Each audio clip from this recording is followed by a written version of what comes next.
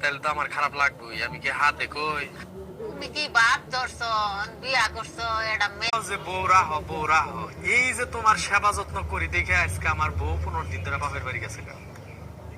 তাইলে আমার বউটা আমি কিভাবে রাখি কলসে দিয়ে? আমি আমার মায়ের সেবা যত্ন করবো না তো করবো কার? মায় আমার জন্ম দিছে, তা মায়ের সেবা যত্ন তোমার শাশুড়ির করো গিয়ে যাও। টিকটকার দেখে বিয়ে করছো, মনে নাই তোমার? তুমি এটা ভালো ফ্যামিলি থেকে বিয়ে করে নিয়ে আসতে পারো নি? মানিক মিয়া কথাবার্তা কই, কিন্তু তারপরে মায়ের মন জানো তুমি, তোমারে নিয়ে একখানে খাইতাছি দেখে এই জন্য বউ আহে না। বউ কয় যে তোর মায়ের আগে বিনো করে দিবি, তারপরে তোর বাচ্চা। হ্যাঁ রে সর্বনাশ, কারে বিয়ে করছে দেখছো নি?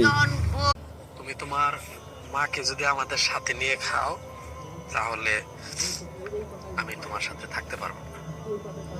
যেই মায়ের জন্য আমি এত ঘর বাড়ি, যে মায়ের জন্য যে মা 10 মাস 10 দিন গর্ভে রেখে তোমাকে জন্ম দিয়েছে, তাকে ছেড়ে কখনো খাওয়া যাবে না। মানিক মিয়া, মানিক ভাই আমার সালাম নাও। আর এত শখের ভোগ গেছে গা, আজকে থেকে আমি তোমার আব্বু, আমি তোমার আম্মা।